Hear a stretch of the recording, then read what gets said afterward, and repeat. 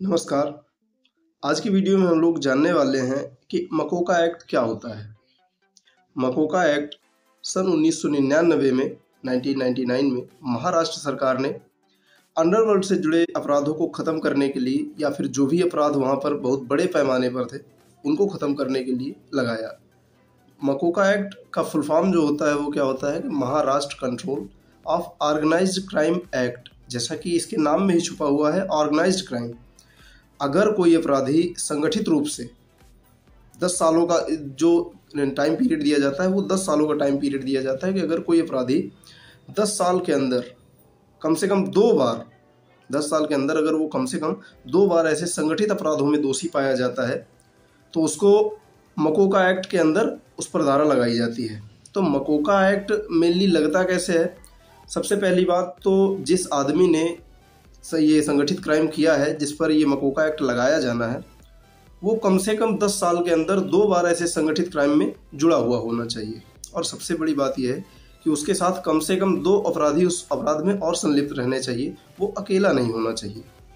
और उसके ऊपर पुलिस ने केस भी किया हो और वो जेल भी अगर जा चुका हो तो ये तो 10 साल के टाइम पीरियड में ऐसी चीज़ें होनी है, इनके ऊपर मकोका एक्ट लगाया जाता है। अच्छा, जब कैसे लगेगा ये?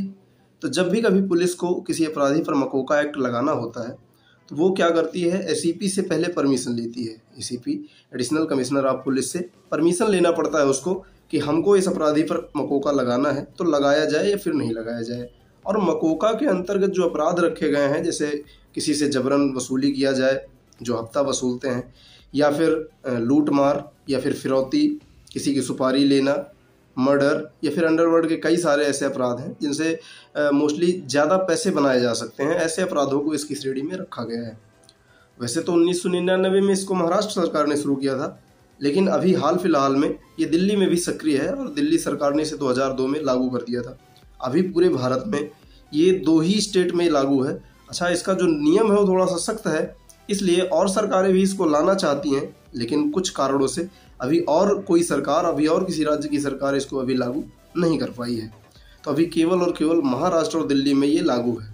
तो जब आप एसीपी से परमिशन ले लेते हैं तो एसीपी से परमिशन लेने के बाद आप किसी अपराधी के ऊपर चार्जशीट फाइल कर सकते हैं। और सबसे बड़ी बात ये होती है कि अगर आप नॉर्मल केस में जाते हैं तो आपको बहुत ज़्यादा से ज़्यादा 90 दिन, आपको क्या, जो पुलिस है, पुलिस को ज़्यादा से ज़्यादा 90 दिन मिलते हैं, 60 से 90 दिन, कि आप उस पर चार्जशीट फाइल करिए। लेकिन मकोका एक्ट अगर लगाया जाना है तो फिर पुलिस के पास 180 दिन का टाइम होता है कि 180 दिन के अंदर वो चार्जशीट फाइल कर दे।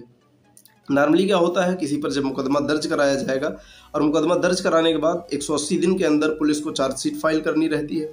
और मकोका एक्ट के अंतर्गत अगर कोई आरोपी को गिरफ्तार किया जाता है तो फिर वो 30 दिन की पुलिस रिमांड में रखा जाएगा।